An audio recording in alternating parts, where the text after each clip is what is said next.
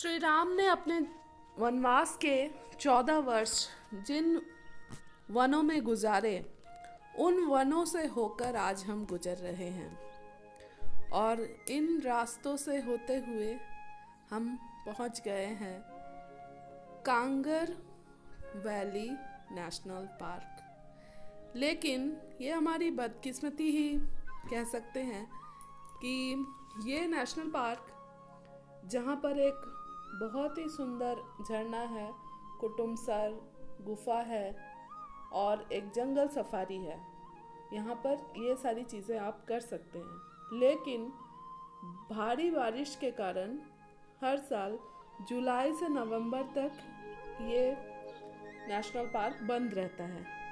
ये बात हमें यहाँ आने के बाद पता चली और हमारे जैसे कई और लोग हैं, जैसा कि आप देख रहे थे, उन्हें भी यह बात वहाँ आकर पता चली। क्या कर सकते हैं, फिर हम वहाँ से निकल गए आगे नेक्स्ट डेस्टिनेशन की ओर। और हमारा नेक्स्ट डेस्टिनेशन है तीरथगढ़ वाटरफॉल। ये तीरथगढ़ वाटरफॉल जगदलपुर से लगभग 1 घंटे की दूरी पर है।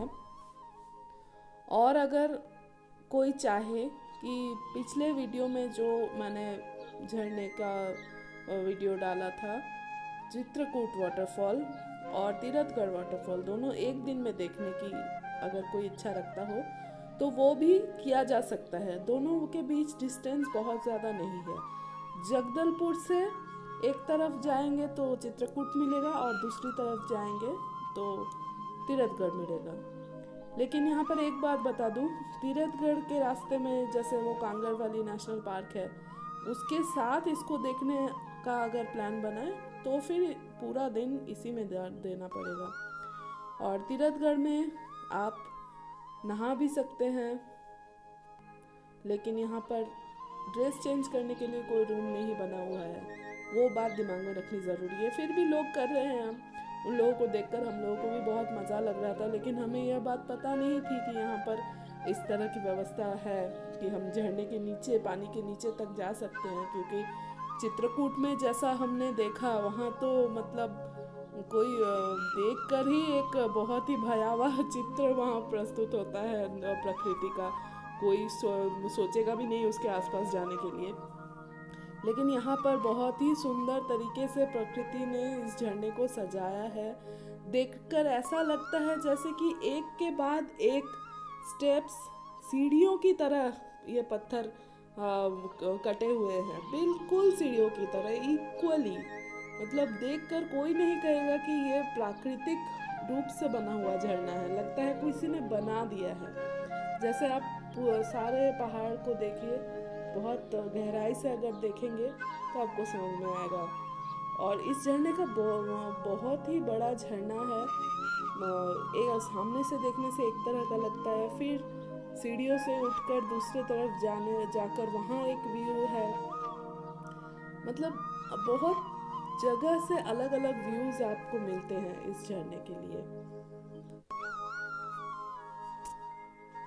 जैसे अब हम दूसरी ओर आ गए हैं, यहाँ से बिल्कुल नीचे का व्यू दिखता है, बहुत ही खूबसूरत।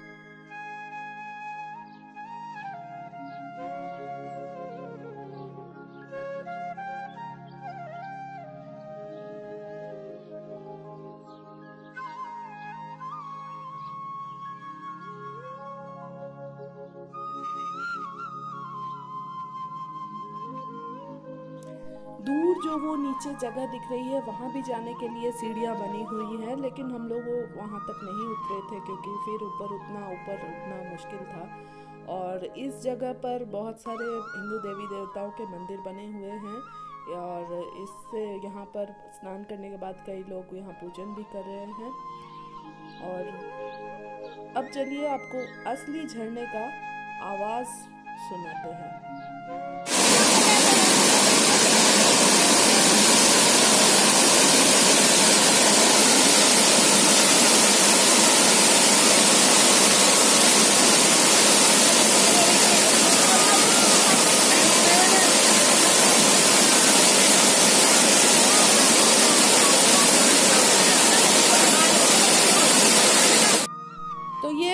हमारी 2 दिन की जर्नी की 2 ब्लॉग्स।